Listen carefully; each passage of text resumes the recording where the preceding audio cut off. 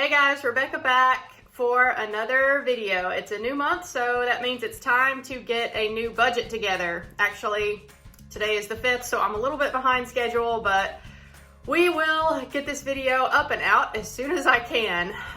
Before we dive into the budget though, I had a viewer point out on my October budget that I was talking about how I had spent all of this money on my fish tanks and then I didn't actually put any video of the fish tanks into the budget review. So before we take a look at November's budget, I just want to show y'all what I did with those fish tanks. I'll show you the big 15-gallon fish tank first and then the smaller 5-gallon fish tank with the beta fish in it. So I'll insert those here.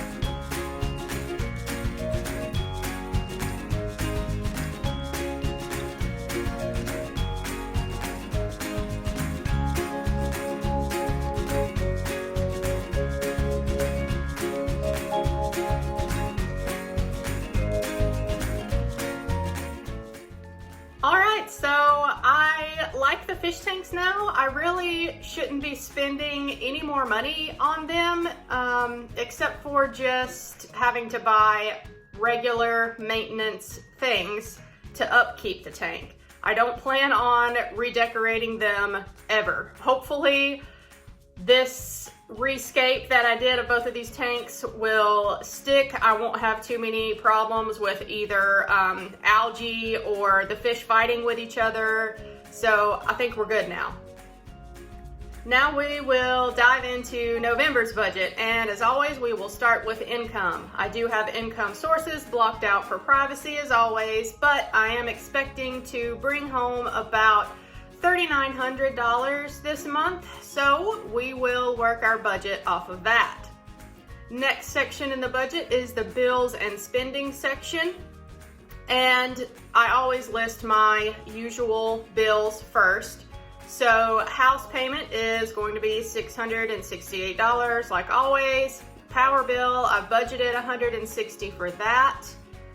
Gas for my car will be $100. My phone bill will be $60.60.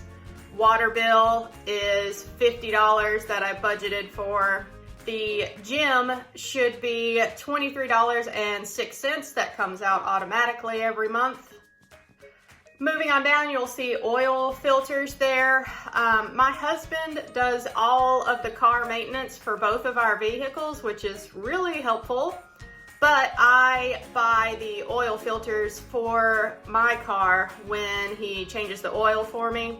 And I buy them usually about 10 or 12 at a time. So I go to the Kia dealership to get those oil filters. So I'm expecting to have to spend about $100 to get my next set of 10 or 12 oil filters for the next set of oil changes that it needs.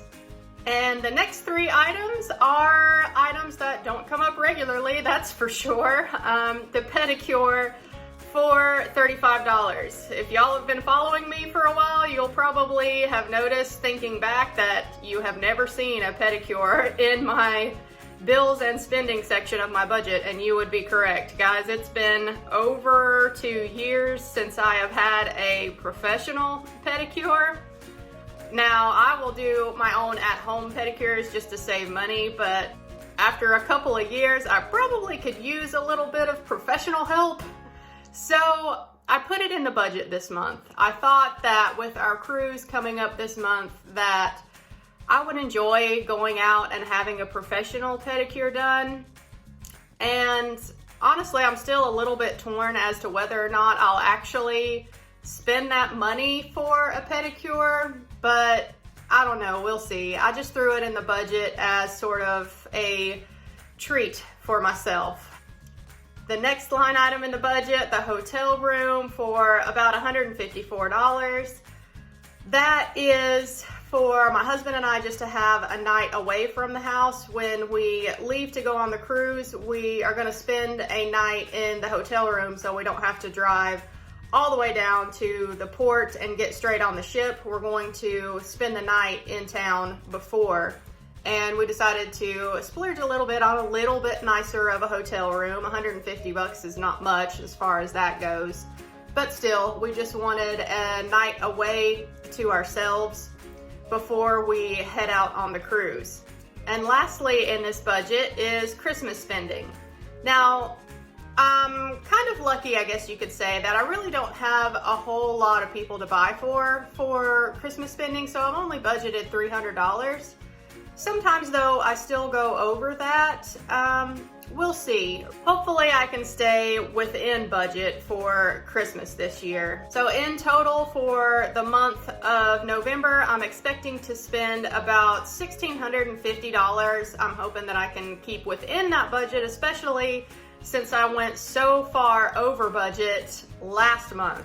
However, there is one thing that may come up, and I'm gonna try to stretch out the life of this item as much as we can. We have already done it a couple times now, but I'll insert a picture here of one of our couch cushions that keeps splitting.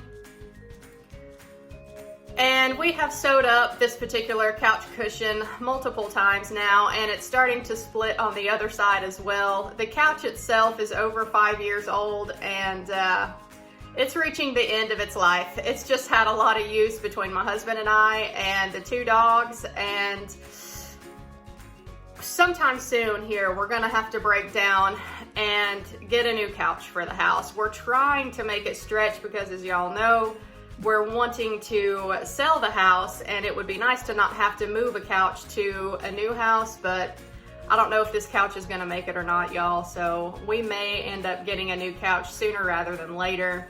And I know a lot of people are for getting used furniture on Craigslist or wherever, Facebook Marketplace.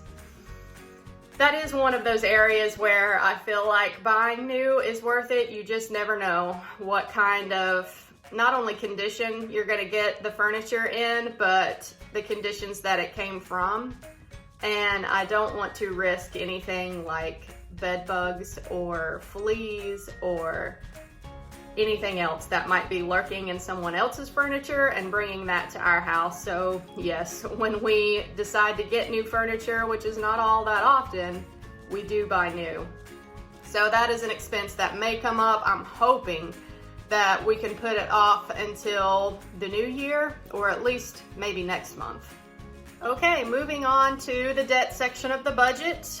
So I am planning on once again putting my minimum payments towards the 2 debts that I have left. I have my student loans and my car payment.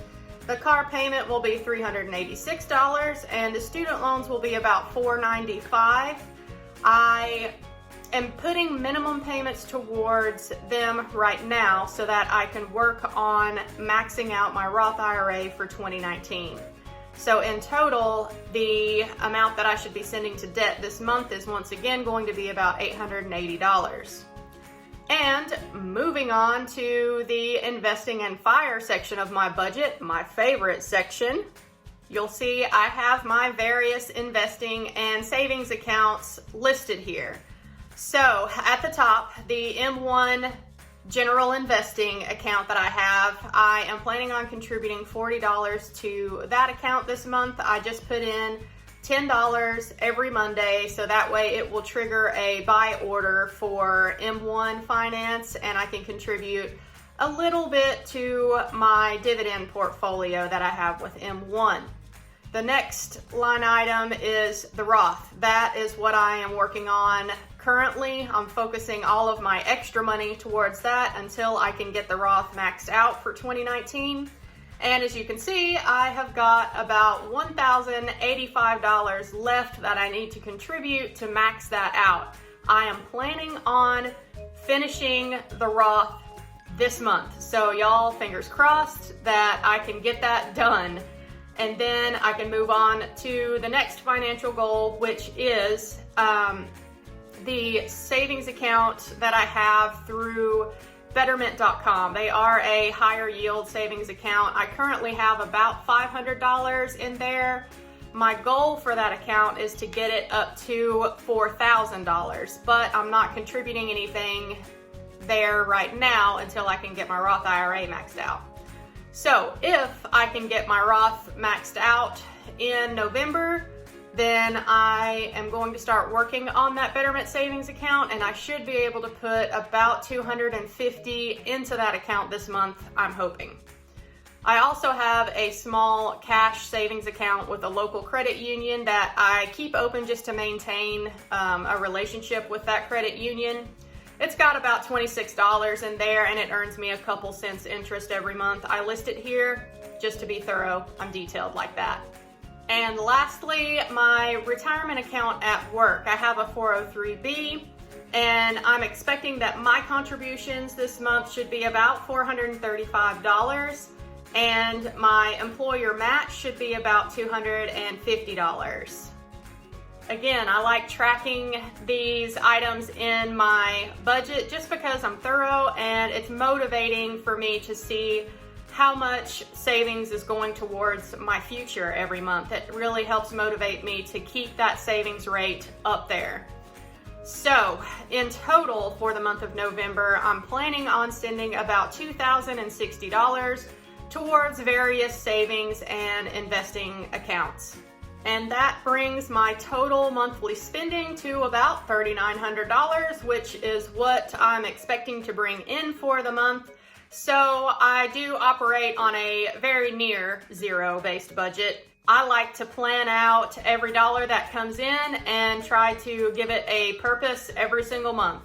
So that should about cover it for my November 2019 budget. I appreciate it if y'all made it to the end of this video. I did try to keep it shorter than the budget wrap-up video. I know the one in October got a little bit long, but hey, I guess when it comes right down to it, the plan every month is to always spend less than what I do, right? So at least the budget planning videos are shorter than the wrap-ups, but this month I'm really gonna try to stick to it. Like I say, I think the only larger expense that may come up is us needing to replace our couch, but we're doing what we can to try to make that couch last as long as it will.